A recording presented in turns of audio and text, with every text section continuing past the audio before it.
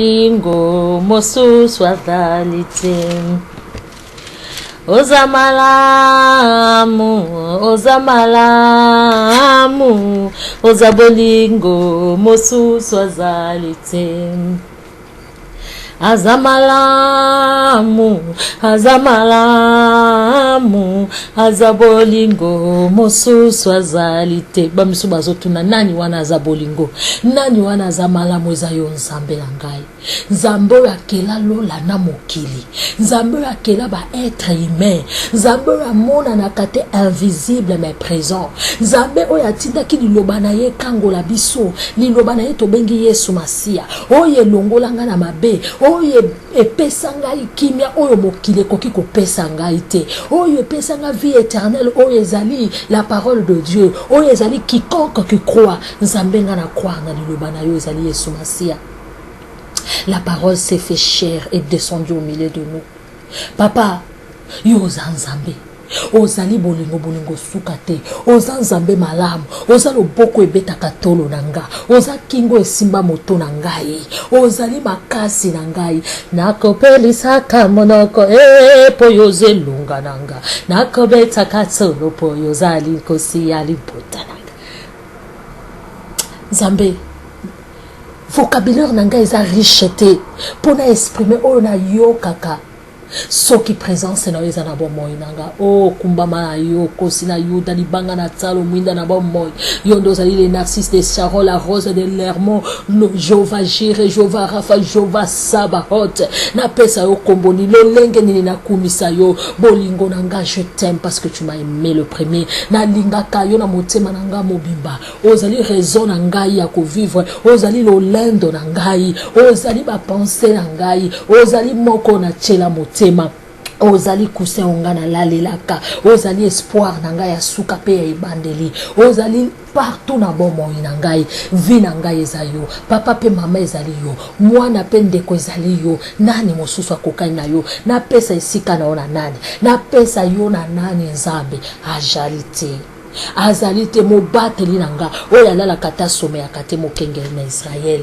nzambe pambola partage alelo lobela peuple na yo zala sima maloba na yo po kokisa yango o nzambe maloba ya moto kopesa kufa kasi maloba nonde kopesa bomoi yango Yesu Masia loba kati nanga comme un simple instrument ngai pe instrument oyo na kube oyo bakobetela instrument oyo bakolobela ngai pe na yoka pe na kangolama ndeko nanga ma sœur mon frère ayoka pe akangolama na bebisi nyonso na kombo na Yesu Masia Saint-Esprit soit contrôle du début à la fin. Père éternel, nous te glorifions. Amen. Azamalamu shalom shalom bandeko na ngai na kati na Yesu na meditation na biso na lelo poto kota na partage tokokieka place na tosukaki bongo na Genèse chapitre 32 tosukaki bongo na verset 14 tokotanga na kombo na Yesu Masia la parole qui s'est fait chair. Alléluia. Jacob s'installa pour passer la nuit à cet endroit. Dans ce qu'il possédait, il choisit un cadeau pour son frère Ésaü. 200 chèvres et 20 boucs, 200 brebis et 20 béliers, 30 chamelles qui allaitaient et leurs petits, 40 vaches et 10 taureaux, 20 ânesses et 10 ânesses et 10 ânes. Il confia chaque troupeau séparément à ses serviteurs en leur disant: passez devant et laissez un intervalle entre les troupeaux. Puis il donna cet ordre au premier serviteur: quand mon frère Ésaü te rencontrera et te demandera: à quoi appartiens-tu? À qui appartiens-tu? Où vas-tu? À qui appartient ce troupeau qui marche devant moi? Tu répondras: c'est à toi, c'est à ton serviteur Jacob. C'est un cadeau qu'il t'envoie, mon Seigneur Ésaü. Et lui-même arrive derrière nous. Dans verset 20, il donna le même ordre au deuxième, au troisième et à ceux qui suivent le troupeau. Voilà ce que vous direz à Ésaü quand vous les rencontrerez. et vous ajouterez, ton serviteur Jacob arrive derrière nous. Jacob se disait en effet, je l'apaiserai car les cadeaux qui me posséderont, et ensuite je me présenterai devant lui. J'espère qu'il me fera bon accueil. Les troupeaux partirent donc en avant, tandis que lui-même restait cette nuit-là dans le camp. Au cours de la nuit, Jacob se leva, prit de ses femmes et 2 servantes et ses 11 enfants. Il leur fit traverser les gués d'Yahok avec tout ce qu'il possédait. Il restait seul et quelqu'un lutta avec lui jusqu'à l'horreur.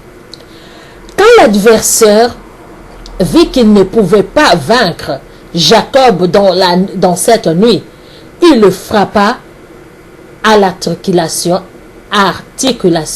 de la hanche et celui-ci se déboîta. Il dit alors, laisse-moi partir, car voici l'horreur, je ne te laisserai pas partir si tu me bénis pas, répliqua Jacob. L'autre demanda, comment t'appelles-tu? Jacob répondit. L'autre reprit, on ne t'appellera plus Jacob, mais Israël, car tu as lutté contre Dieu et contre les hommes, et tu as été plus fort. Alléluia. Bien-aimé dans le Seigneur, dans la cassette précédente, tolobelaki likambo ya humilité précède la gloire. Tomonaki Esaú mutateka droit de nes na ye bandeko nanga. Esaú yo moko neti yo zui elamba na yo tekeli ngai. Ebongisi ngai. Sikoyo yo kobotola. Esaú ye moko atekaki kiboyaya. Alors tango bénédiction, ya zwa bénédiction. Jacob pe mama na ye lokola azalaki na révélation, alekisi Jacob nzela wana. Alléluia, yango mabe makambo tosalaka e rattrapaka biso. Mais soki oza na Yesu, nzambe abosanaka masumu na biso. Alléluia, po biso nyonso tosala mabe dans le passé. Mais tango toyaka na Yesu Masia, a renouvelaka alliance na biso. Alléluia. Tomoni awa Esaú ye moko kaka komi koyokela Jacob motema mabe. Yo moko muto tekela kinga. Jacob akimaki, mais place akendaki kuna apambola maki. Mais nzambe lobaki na ye abima na mboka Laban. Parce que place ye bakopambola ye ezaka na Israël. Alléluia. Na oyaki kala Kana. Il fallait qu'il abima po akende na Kana bandeko nanga. Sikoyo na Kana kuna il fallait qu'il akende kokutana na mutu oyo alinaka ye, na ndeko oyo alingaka ye te. Okokende kokutana na yaya na yo, tata moko, mama moko. Bango kutu babima jour moko ba mapasa, mais yaya ayina yo. Banda bomona na bino akanga kanda. Aloba ye yo kobonga te. Alléluia. Yaya kanda. Jacob abina kosala nini? Akene na liboso ko consulter Nzambe. Alobi yo muto lobaki na ngana bima. Na bibi na mboko na volonté na ngate. Na kota ki na mboka oyo mama na ngai na papa na ngamba baki na kima ndeko na ngai Esaú. Me yo kutani na ngana nzela. Na pesa ki o promesse na lobi soki ngana kei na pambola mi na mboka wana. Na kotongela yo temple place oyo lotisinga ndoto. Bayokana ki na kati na ndoto. Bande konanga ndoto échange makambo bato ebele. Senga na Nzambe a révélé yo makambo ebomba mi na ndoto. Parce que le peuple sans révélation est un peuple sans frein. Alléluia. Awa tomoni lelo nini? Esaú kaka na Jacob na komikitisa na ye. Alobi te na tinda bato bakene na bakado. Malgré tout, abosani ke yemoko mutatekela kanga droit de nes. Malgré tout, likambo oyo esalami na miso bato monani lokola eza illégal. Kenga na yibi bénédiction ya ya na ngai. Na miso ya bato bazo mona sœur wana, frère wana te ya sali mabe. Miso ya bato ezali miso na Nzambe te. Mais Nzambe utali bumwa mama alobaki na yini déjà Esaú mais na lingi Jacob. Nzambe aponaki Jacob depuis libomo ya mama. Mais bato ya mokili na asir na quartier ya ba Jacob balobaki Jacob aza mwana mabe. Tala bénédiction ya ya na ye. tala ayibi meba bosani moko ya nzala ezawu mutayaki koteka kibokonzi na ye likolo ya biloko ya mokili. Alléluia. Siko ye apese Jacob azwaki biloko ya mokili apesi Esawu. Oyo ezalaki spirituel, oyo eza mapamboli tomonaka bénédiction te, tomonaka mutuka so balaki yoke bapamboli yo. Okomona eza maloba eza abstraite, eza ba chose moko abstraite oyo tokoki ko palpete na maboko na biso. Alléluia. Jacob aponaki spiritualité. Alobi ozwa loso, loko ozomona loso yo lia loso. Lia na potage lia, mais pesanga droit d'aînesse. Asalela ki sagesse na ye. Alléluia. Nzambe inspira ki ye. Donc kozwa Jacob azwa ki bokonzi ezalaki légalement na misu ya Nzambe parce que balapa ki ndai. Mais oyo na miso ya bato bakoki ko comprendre te. Yango balobi mayele ya Nzambe ezali folie pona bato oyo bazali ko bebisama. Alléluia.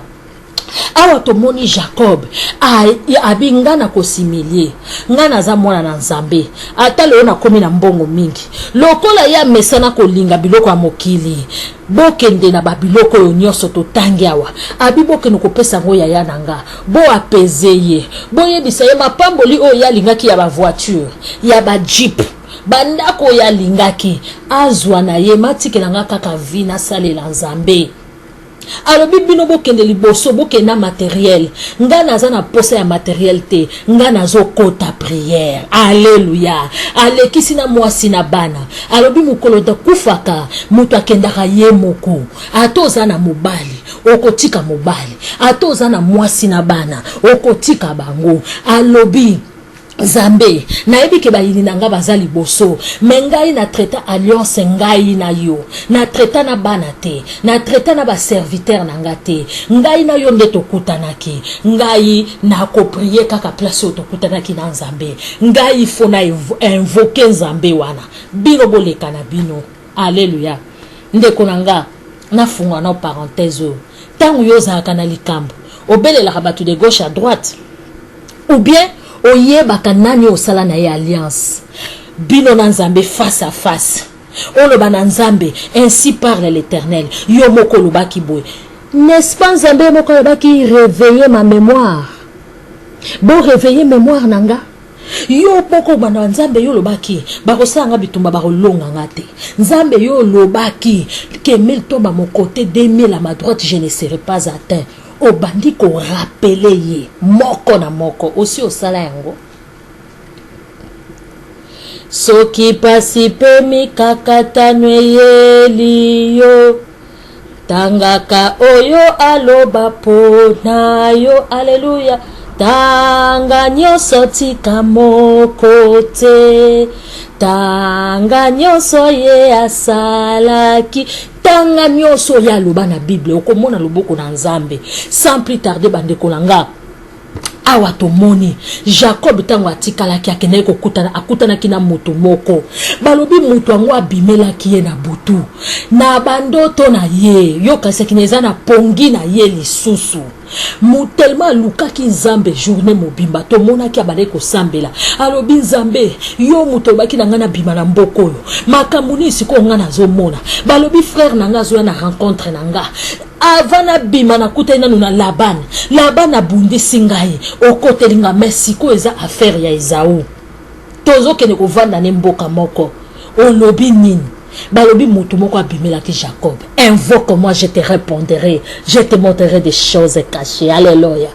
Na moment na yo tikalaka yo moko na ba moment na yo ya silence nde Nzambe ayaka Nzambe ayeko kutana na Jacob akutani na Jacob face à face. Jacob alobi okokende te lelo makomi oyo yo loba ba promesse no loba na Bible na mikanda lelo ekokokisama ba promesse o la kisa kinga na ndoto lelo ekokokisama Nzambe ngana ko bouger te soki opambolinga te balobi muto ngo amoni ke horreur zanine l'horreur et ça entre 4h na 5h donc tongo linko talana mutongo moni tongo linko talana ce qui tongo linko talana nini ndoto esila kati okoko lota no pe na moi me bandoto musuto lota ka tangu tongo etana ko mwata musu mutu moka ko okota makelele to bandeke bazoloba okoko lamuka alobi tikanga na kende tongo elingi otalana Jacob alobi okokende te yo il faut pambola ngai ndeko babutu na yo bayaka koyiba yo bandoto tala Jacob ayeba ke importance ya ndoto alobi okokende te ti okopambola ngai okokende te awa Jacob demanda dis-moi donc quel est ton nom, pourquoi me demandais-tu mon nom? Répondit-il, alors il bénit Jacob. Celui-ci déclara, j'ai vu Dieu face à face et je suis encore en vie. C'est pourquoi il nomma cet endroit Pénuel. Et ce qui veut dire face de Dieu. Quand le soleil s'éleva, Jacob avait passé la guerre de Pentoul. Il boitait à cause de ses hanches. De sa hanche. Aujourd'hui encore, les Israélites ne mangent pas le muscle de la cuisse qui est là, l'articulation de la hanche, parce que Jacob a été blessé à ses muscles. Alléluia. Jacob azalaki mbamba na Yesu. Ndeko na ngai ba problème oyo zanango. Zonga na ona makomi. Tika ko tambola pa ba papa mbikudi partout. Toboyi te entre ba na nzambe tokoki ko solo la pe ko partager. Mais likambu na yo nanu ezananu ya yomoko. Yomoko nanu face à face na nzambe. Ba lobi Yesu masi akufaki. Bible mutezo koloba rido ya lié très saint et pasuki. Ozana accès ya kokota ndeko na ndeko nanga kota lié très saint, kota lié très saint, kota ozana accès ko bange loko mokote telema na makomi loba nzambe yo lobaki na ngabo nzamba pambola biso penza toyeba kokota kana mozindo tokokuta na lisulo ko internet epesa biso temps mingi te tokolobela o etali tina koyika mpiko na mabondeli koyika